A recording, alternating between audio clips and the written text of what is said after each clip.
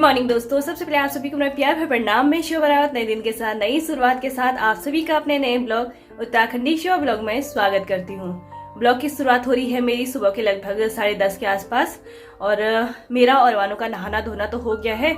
आज संडे है लेकिन हस्बैंड को ऑफिस जाना पड़ा क्योंकि संडे हॉस्पिटल में छुट्टी के दिन भी हाफ डे रहता है, तो उनको ऑफिस जाना पड़ा। उसके बाद भी बोल रहे थे कि मुझे किसी कुत्ते को देखने जाना है, मतलब किसी का कुत्ता बीमार हो गया है, फिर वहां मतलब उस कुत्ते को देखने जाएंगे और उसके बाद ही ना घर आएंगे।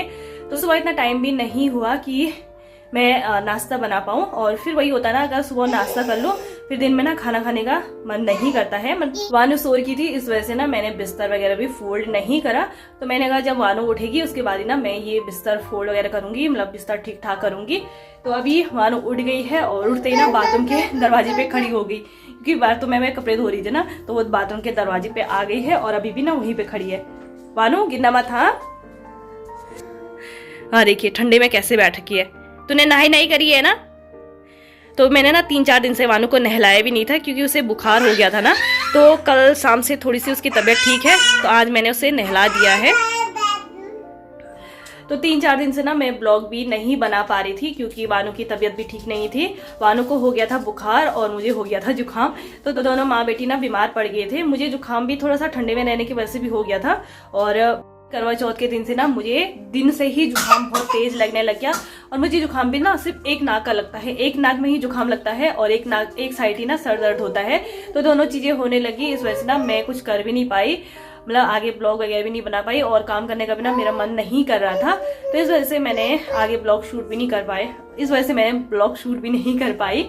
और आप अभी भी देख लोगे मेरी आवाज अभी भी बैठी हुई है, अभी भी जुकाम है और बुखार तो नहीं है लेकिन अभी भी ना जुकाम हो रहा है। और वानू का भी ना बुखार थोड़ा सा अब ठीक है क्योंकि वानू को भी ना बहुत ज्यादा बुखार आ गया था, रात भर सो नहीं रही है और उस वजह से ना मैं भी सो नहीं पा रही हूँ क्योंकि बच्चा ही नहीं सो पा रहा है तो मैं कैसे सो पाऊंगी। और इस वजह से मेरी नींद भी पूरी नहीं हो पा रही है, और फिर वही होता है ना, नींद पूरी नहीं होती है फिर सर दर्द होने लग जाता है क्योंकि दिन में मैं सोती नहीं हूँ, दिन में मेरा ना सर दर्द होने लग जाता है। इस वजह से मैं दिन में सोती नहीं हूँ और रात को वानू सोने नहीं दे रही थी।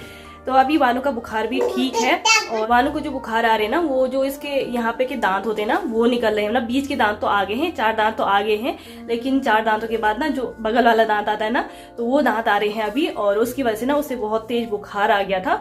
रात को घर से इतना तप रही था ना, मुझे तो डर भी लग रहा था कि इतना तेज बुखार इसे कभी नहीं आया, तो इतना तेज बुखार आ रहा था। और हमने दवाई भी पिलाई लेकिन ना बुखार की दवाई से भी इतना असर नहीं हो रहा था क्योंकि वही होता ना, जब तक वो दांत फूटे नहीं तब तक वो थोड़ा सा बुखार रहता है।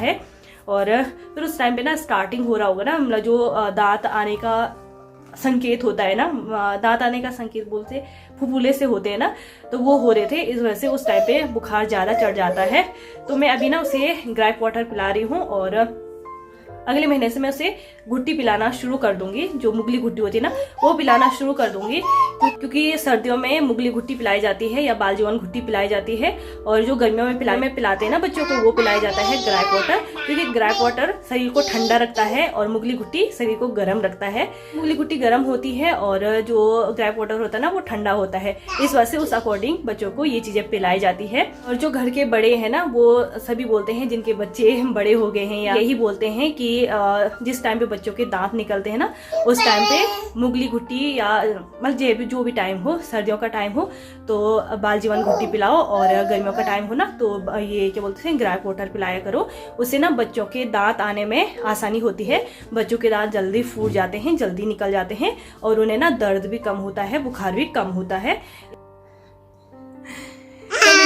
अभी मैंने वानू के बाल नहीं बनाए ना, मैं ना वानू को छत में ही लेके जाऊंगी और वहीं पे ना वानू के बाल भी बनाऊंगी, क्योंकि कपड़े मैंने धो लिए हैं और उसे धूप भी तपा के आती हूँ। और जो ये बिस्तर ऐसे ही पड़ा है ना, इसे मैं बाद में समेटूंगी, मतलब बाद में फोल्ड करूंगी।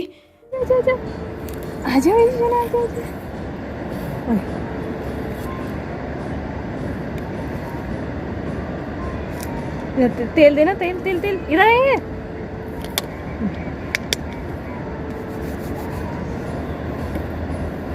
छत में भी ना धूप इतनी तेज लग रही है, तो पीछे से ना मैंने दरी डाल दी है ताकि डायरेक्ट ना मुंह पे धूप ना पड़े। इधर आ, ऐसे तो कर। वो किसका बच्चा रो रहा है? इसका बच्चा रो रहा है भाई। ये इसका बच्चा रो रहा है। ये किसका बच्चा रो रहा है भाई? छत में ना धूप इतनी तेज लग रही है ना, आंखें बंद हो रही सीधे। हाँ हाँ, तो दिन में ना इतनी तेज धूप लग रही है और सुबह शाम इतना ठंडा हो रहा है ना, तो मौसम का कोई पता नहीं चल रहा। ऐसे में ना बहुत ज़्यादा तबीयत खराब हो रही है, क्योंकि दिन में चढ़क धूप लग रही है और सुबह शाम इतना ठंडा हो रहा है ना ठंडा सहन हो रहा है और ना ही ना धूप सहन हो पा रही है। तो कुछ इस तरीके का मौसम हो रखा है आजकल। तो छत में आ ही रखी हूँ, तो एक बार ना पहाड़ों का मौसम भी दिखा देती हूँ। आजकल ना पहाड़ों में किस तरीके का मौसम हो रखा है। अच्छा दे दे दे दे दे, अच्छा ऐसा हो रखा है, दे दे दे दे दे दे दे दे वाला हो रखा है।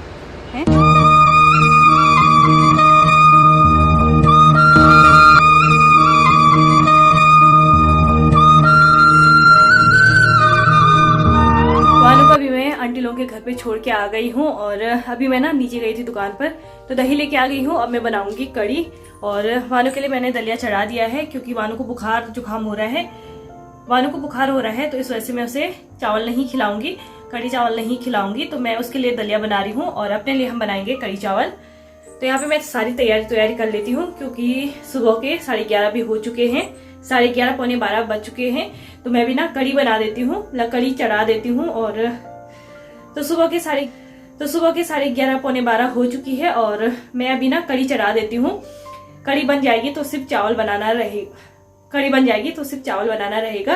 तो मैं ना चावल बाद में बनाऊंगी, अभी ना फिलहाल कड़ी बना देती हूँ, क्योंकि अभी चावल बना दूंगी और हस्बैंड देर से आएंगे, फिर चावल ठंडे हो जाएंगे। तो इस वजह से ना जब मैं उनको थोड़ी देर में फोन करूंगी, 12 सवा 12 के आसपास ना उनको फोन करूंगी, तो उसके बाद ही ना मैं चावल चढ़ाऊंगी। तो एक साइड मैंने दलिया बनाने के लिए रख दिया है और सुबह ना मैंने वानू के लिए पानी बॉईल करा था, थोड़ा सा इसे गर्म कर देती हूँ, क्योंकि बॉटल में ना ठंडा हो जाता है। और साथ में आप मेरे किचन का हाल देख सकते हैं, ये देखिए, मतलब मेरा किचन भी साफ नहीं हुआ, कमरे भी साफ नहीं हुए, पता नहीं क्या कर रही हूँ मैं सुबह से। ये देखिए किस तरीके से किचन फैला हुआ है और सुबह के ना चाय के बर्तन भी वैसे ही पड़े हैं। तो पहले ना मैं कड़ी चढ़ा देती हूँ, उसके बाद ही ना साथ ही साथ सारा काम भी करती रहूंगी, किचन भी साफ करूंगी, बर्तन भी साफ करूंगी और फिर ना बिस्तर वगैरह भी झाड़ झूड़ के साफ कर दूंगी और ठीक ठाक कर दूंगी। तो यहाँ पे साथ साथ मैंने किचन भी साफ कर लिया है, बर्तन भी मेरे साफ हो गए हैं और यहाँ पे ना मैंने राई सब्जी भी काट ली है और किचन आप देख रहे होंगे मैंने एकदम से क्लीन कर लिया है। मानू की दलिया भी तैयार हो चुकी है और कड़ी भी बनके ऑलमोस्ट तैयार हो चुकी है। तो इसे ना 3 से 4 मिनट लो फ्लेम पर मैं ना और पकने दूंगी, तो उसके बाद मेरी कड़ी भी तैयार हो जाएगी। और यहाँ पे मैंने कुकर में चावल भी रख लिए हैं। तो सारी तैयारी मैंने कर ली है, ऑलमोस्ट सब किचन का काम साफ हो गया है, मतलब किचन का काम ऑलमोस्ट डन हो गया है और सिर्फ चावल बनाना और हरी सब्जी बनाना बाकी है। बाकी अभी कमरा तो ऐसे ही फैला हुआ है, तो कमरा अभी ऐसे ही फैला हुआ है। कमरे का काम मैं बाद में करूंगी, पहले ना मैं वानू को लेके आ जाती हूँ। दलिया को मैंने कटोरी में रख दिया है ताकि वो ठंडा ना हो, क्योंकि अगर मैं उसे पैन में रहने देती ना तो दलिया जल्दी ठंडी हो जाती और मैं उसे फिर से गर्म करती ना तो वो दलिया फट जाती, क्योंकि मैंने उसमें गुड़ डाला है और गुड़ से ना जो दलिया वगैरह हो, खीर वगैरह हो, वो फट जाती है। तो इस वजह से मैंने उसे कटोरे में रख दिया है। तब तक ना मैं वानू को ऊपर से लेके आती हूँ, क्योंकि उसे भी भूख लग गई होगी, तो उसे लेके आती हूँ। उसके बाद ना कमरों का काम तो होता रहेगा, सफाई तो होती रहेगी। पहले बच्चे को ना मैं खाना खिला देती हूँ। तो अभी शाम के लगभग 5 बज चुके हैं, मतलब 5 बजने वाली है। कितने मिनट चाहिए?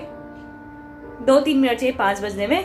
देखिए तो 5 बजने में 2-3 मिनट चाहिए। हमारा चाय पानी हो गया है और अभी ना वानू भी उठ गई है, क्योंकि रात को तो ये सोती नहीं है और अभी ना कितना 2-3 घंटे सोई है। हाँ 2-3 घंटे सोई, 2 बजे सो गई थी, 2-2:30 बजे सो गई था।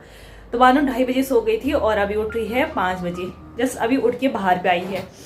और मैंने भी ना अपने जो भी सामान था वो सारा पैक कर लिया है, क्योंकि करवा चौथ से मैंने कपड़े भी नहीं धो के थे। जो साड़ी पहनी थी ना मैंने करवा चौथ में, वो भी अभी धुली नहीं थी, तो इस वजह से मैंने वो भी धो के पैक कर ली है। और जो भी सामान था ना करवा चौथ का, जो छन्नी वगैरह होती है, थाली लोटा वगैरह होता है, वो भी मैंने पैक कर लिया है, क्योंकि अभी तक मैंने वो सारा सामान ऐसे ही फेंक रखा था। और आज संडे भी था, तो मैंने सोचा जो संडे भी है और ये सारा काम ना मैं निपटा लेती हूँ, है ना। और आप यहाँ पे देख सकते हैं मैंने ना सारे सूटकेस में जो भी कपड़े थे, मतलब जो सर्दियों के कपड़े थे, वो मैंने सारे सूटकेस में भर लिए हैं। एक ये वाला सूटकेस है, इसमें ना वानू के कपड़े हैं, मतलब जो गर्मियों के कपड़े, इसमें वानू के गर्मियों के कपड़े हैं और बाकी कुछ मेरे कपड़े हैं। और इसमें मेरे और वानू के पापा के वैसी सर्दियों के गर्मियों के कपड़े हैं। हाँ, इसमें मेरे और वानू के पापा के ना गर्मियों के कपड़े हैं। तो ये दोनों सूटकेस मैंने पैक कर लिया है और अब इसे ना मैं ऊपर स्लैब में चढ़ाऊंगी, क्योंकि दीवार में ना सीलन आ रही है। तो मैं इस सूटकेस को ऊपर चढ़ाऊंगी और दूसरे सूटकेस को भी यहीं कहीं ना एडजस्ट कर लूँगी। ये छोटा वाला भी ना यहीं कहीं मैं एडजस्ट कर लूँगी। बाकी यहाँ पे देख सकते हैं बेड कैसे बिखरा पड़ा हुआ है, कितना गंदा हो रखा है, क्योंकि आज मैंने ये सारा सामान फैला रखा है ना, मतलब ये जो सारा सामान था वो सारा निकाल रखा था, इस वजह से ये बेड भी इसी तरीके से बिखरा पड़ा हुआ है। और पहले ना मैं ये सूटकेस ऊपर चढ़ा दूंगी, उसके बाद ये सारा सामान मतलब जो बेड है वो ठीक ठाक करूँगी। हाँ बता देखती हूँ, जगह बनाती हूँ, उसके बाद ही इनको रखूँगी।